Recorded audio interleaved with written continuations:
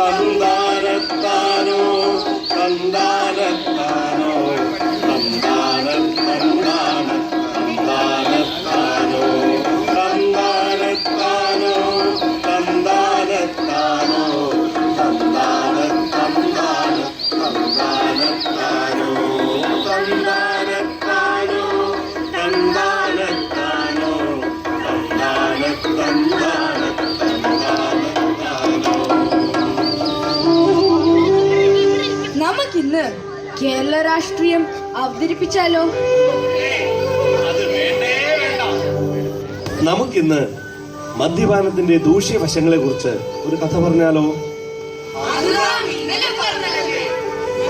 കൂട്ടരെ, നമുക്കിന്ന് പഴയ നിയമത്തിൽ നിന്നും മനോഹരമായ നാബോത്തിന്റെ മുന്തിരിത്തോട്ടത്തിന്റെ കഥ അവതരിപ്പിച്ചാലോ? ചരിത്രത്തിന്റെ ഏടുകളിൽ നിന്ന് നടത്തിയെടുത്ത ഒരു മഹത്തായ സംഭവം. അടിതെറ്റിയാൽ ആനയും വീഴും. ഇത് മഹാനായ ആഹാബ് രാജാവ് അടിതെറ്റി വീണ കഥയാണ്. ചതിയുടെ, വഞ്ചനയുടെ, കാപട്യത്തിന്റെ, വിറകേടിന്റെ കഥ. നാബോത്തിന്റെ മുന്തിരിത്തോട്ടം. മോശയുടെ നേതൃത്വത്തിൽ ഈജിപ്തിൽ നിന്നും പുറപ്പെട്ട് കാനാൻ ദേശത്ത് വാസമുറപ്പിച്ച ഇസ്രായേൽ ജനം ഗോത്രവർഗക്കാരായിരുന്നു. യഹോവ മാത്രമായിരുന്നു അവരുടെ ദൈവം. എന്നാൽ സോളമന്റെ ഭരണകാലത്ത് അദ്ദേഹത്തിന്റെ വിജാതീയ ഭാര്യമാർ ഇസ്രായേലിൽ വിഗ്രഹാരാധന പ്രചരിപ്പിച്ചിരിക്കുന്നത് പോലും കുറ്റകരമായി പരിഗണിക്കപ്പെട്ടു. ഈ സാഹചര്യത്തിലാണ് ജനത്തെ ഒന്നടങ്കം മാനസാന്തരത്തിന് ക്ഷണിക്കാനായി ദൈവം പ്രവാചകന്മാരെ അയച്ചത്. ഇപ്രകാരം അയച്ച പ്രവാചകന്മാരിൽ ഒന്നാമനാണ് ഏലിയ. എന്റെ ദൈവം യഹോവ എന്നാണ് ആ പേരിന്റെ അർത്ഥം. രാജകോപത്തെ ഭയന്ന് ജനം ഒന്നടങ്കം ബാൽദേവനെ ആരാധിക്കാൻ തയ്യാറാവുന്ന സാഹചര്യത്തിലാണ് യഹോവയുടെ ശക്തനായ വക്താവായി ഏലിയ പ്രവാചകൻ രംഗപ്രവേശം ചെയ്തത്. കർത്താവിന്റെ നാമത്തിൽ രാജാവിന്റെ മുമ്പിൽ നിർഭയം കയറി ചെല്ലുകയും അദ്ദേഹത്തിന്റെ അതിക്രമങ്ങളെ തുറന്നു കാട്ടി കഠിനമായ താക്കീത് നൽകുകയും ചെയ്യുന്ന ഏലിയ പ്രവാചകൻ കർത്താവിനും നീതിക്കും വേണ്ടി നിലകൊള്ളുന്ന പ്രവാചക പാരമ്പര്യത്തിന്റെ തുടക്കം കുറിക്കുന്നു. നാബോത്തിന്റെ മുന്തിരിത്തോട്ടത്തിൽ വെച്ച് ആഹാബിനെ നേരിടുന്ന ഏലിയ നീതിയുടെ മുന്നണി പോരാളിയാണ്. അന്യന്റെ സ്വത്തിൽ കണ്ണുവെച്ച് അവനെ നശിപ്പിച്ച് ദൈവത്തിന്റെ 10ാം കൽപ്പന ലംഘിച്ച പഴയ നിയമത്തിലെ ഒരു സംഭവമാണ് നാബോത്തിന്റെ മുന്തിരിത്തോട്ടം.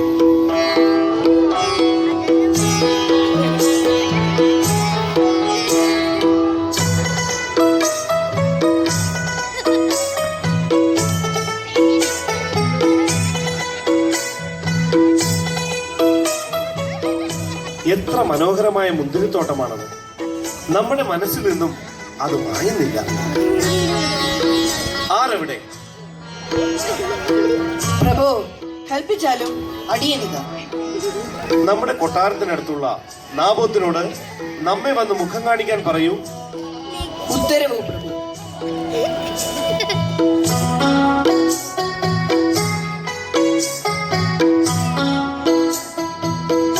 അല്ല, ഇതാര്? നാബോത്തും. നാം നിന്നെ കാത്തിരിക്കുകയായിരുന്നു. പ്രഭു, അടിയൻ എന്താണ് അങ്ങേക്കായി ചെയ്യേണ്ടത്? നാബോത്ത്, നിങ്ങളുടെ മുന്തിരിത്തോട്ടം നമ്മുടെ കൊട്ടാരത്തിനടുത്താണല്ലോ. അവിടെ നമുക്കൊരു പച്ചക്കറിത്തോട്ടം നിർമ്മിക്കണം. അതിനായി ആ മുന്തിരിത്തോട്ടം നമുക്ക് വിട്ടുതരിക. പകരം സ്ഥലമോ വിലയോ തരാം. പ്രഭു, അത് ഞങ്ങളുടെ പിതൃസ്വത്താണ്. അത് വിൽക്കാൻ ഞങ്ങൾ ആഗ്രഹിക്കുന്നില്ല പ്രഭു, ആഗ്രഹിക്കുന്നില്ല. എന്ത്? നീ നമ്മോട് ധിക്കാരം പറയുന്നു? കടന്നു പോകൂ എന്റെ മുമ്പിൽ നിന്ന്. ഈ ധിക്കാരിയുടെ മുഖം നമുക്ക് കാണണ്ട.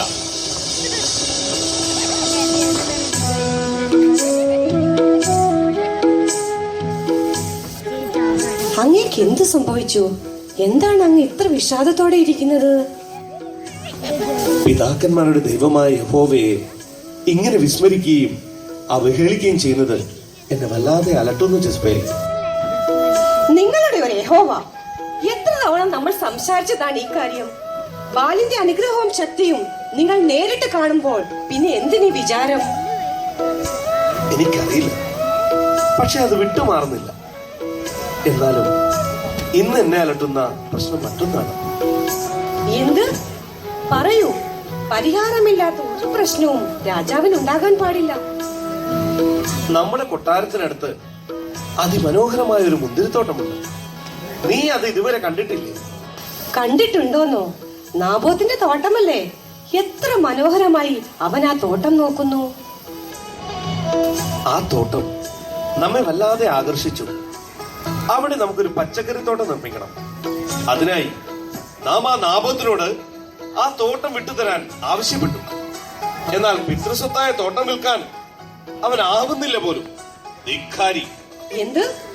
അവൻ ഇത്ര ധിക്കാരമോ? അങ്ങ് നോക്കിക്കൊള്ളൂ, 3 ദിവസത്തിനകം ആ തോട്ടം അങ്ങയുടേതാകും. അങ്ങ് സമാധാനമായി പോയി വിശ്രമിക്കൂ. നിൽക്കൂ, അങ്ങയുടെ മുദ്ര ഇങ്ങ് തരൂ. രാജാവിന്റെ മുദ്ര ഉപയോഗിച്ച് ജെസിബേൽ രാജ്ഞി പ്രഭുക്കന്മാർക്കും പ്രമാണിമാർക്കും ഒരു കത്തെഴുതി. ആരവിടെ? അടിയൻ. ഇത് പ്രഭുക്കന്മാരെയും പ്രമാണിമാരെയും വിളിച്ചുകൂട്ടി അറിയിക്കുക. നിങ്ങൾ ഒരു ഉപവാസം പ്രഖ്യാപിക്കുകയും ജനത്തെ വിളിച്ചുകൂട്ടി അവിടെ നാബോത്തിനെ പ്രധാന സ്ഥാനത്തിരുത്തുകയും ചെയ്യുവിൻ. അവനെതിരെ 2 നീചന്മാരെ കൊണ്ടുവരുവിൻ. നാബോത്ത് ദൈവത്തിനും രാജാവിനും എതിരായി ദൂഷണം പറഞ്ഞുവെന്ന് അവർ കള്ളസാക്ഷ്യം പറയട്ടെ. അപ്പോൾ അവനെ പുറത്തു കൊണ്ടുപോയി കല്ലെറിഞ്ഞു കൊല്ലുവിൻ.